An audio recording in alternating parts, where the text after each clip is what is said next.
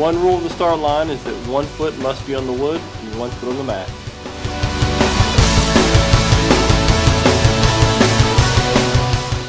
The best technique is an alligator crawl. Make sure belly stays oriented to the mat and you push and pull alternating hands and feet. When running through the tires, you may not fall down or fall to the ground and touch your hand. You must touch the wood inside of every tire. You may touch the edge of the tire so long as your foot touches wood inside of the tire. The first rule of the vault is that all cadets must place 2 hands in the vault. For male cadets, these 2 hands and these 2 hands only are the only thing that may touch the vault. Female cadets may have other parts of the body touch. When passing over the vault, the cadet's feet may not swing around the side of the horse. You may not rotate your body more than 90 degrees, and you must land in control. The 3 rules of the shelf. Rule number 1, you must stay in your lane. Number 2, you may use only wood to mount the shelf. No touching of the black metal support structure. Number 3, you may not execute a backward pullover to mount the shelf. The most efficient and effective way to mount the shelf is the heel, thigh, upper body technique. Notice how his heel is close to his hands, hooked into the groove. Next step is to drive his knee up and press his thigh down onto the shelf. When this happens, he is able to hold his body on the shelf without using his hands at all. Once his thigh is firmly and properly positioned on the shelf, our demonstrator can roll his upper body on top of the shelf with little or no use of his arms. Here is our 3-step technique as viewed from the top. Notice how his heel is close to his hand, he drives his knee up and firmly presses his thigh down onto the shelf. Next, you must climb up onto the track. The only thing that you cannot do is use the cargo net. We recommend that you find a technique that's comfortable for you and do it the same way every time. The smooth and efficient movement as our performer mounts the rails and moves across the bars. You must squat down low. Notice how his feet do not move once they touch the bar. As he moves across the bar, the trail foot always initiates the movement. As he mounts the rail, our performer squats down low so that he can reach his intended target. His goal is to place his right foot into the 3-way junction that we call the elbow. Note that he must pivot on his inside foot and place his back oriented toward the gym.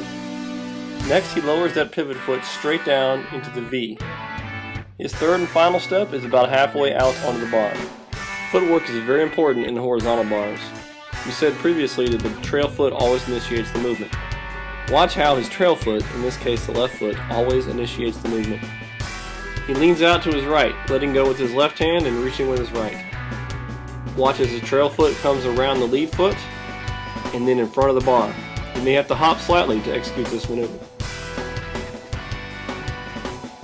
Once you master this footwork technique, your performance on the horizontal bars will become much more smooth and efficient.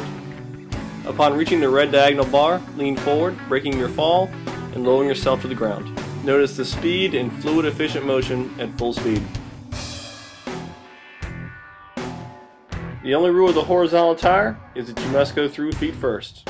As he approaches the horizontal tire, he jumps up, throwing his feet forward and grabbing the tire with his hands. He arches his head and lower back backwards with 1/4 turn to avoid striking his face on the tire. When traversing the balance beam, ensure 1 foot lands in front of the black tape and 1 foot lands beyond the black tape when you exit. Start slowly and smoothly, building speed as you approach the end. Execute a 1 or 2 foot dismount with a forward or shoulder roll.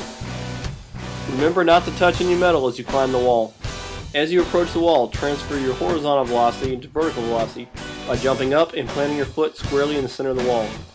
Drive your body up to the top of the wall and lean over so that at least half your weight is over top of the wall. Rotate your right hand palm up, place your left hand low on the wall, swinging your legs around to the left so that you are oriented toward the horizontal ladder.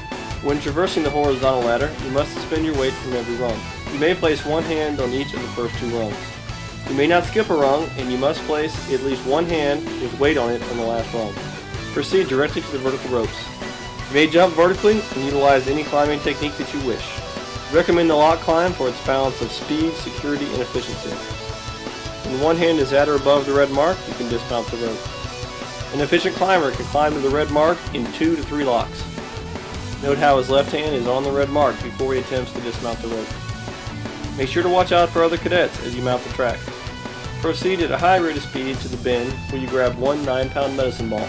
You must keep 2 hands on the medicine ball at all times. Place the medicine ball back in the bin and grab a baton. Run 1 complete lap with the baton and place it back in the bin. As you approach the red pole in the finish line, raise your hands and shout time to signify that you are about to finish. Be sure to yell time out loud when you approach the finish line, not as you cross the finish line.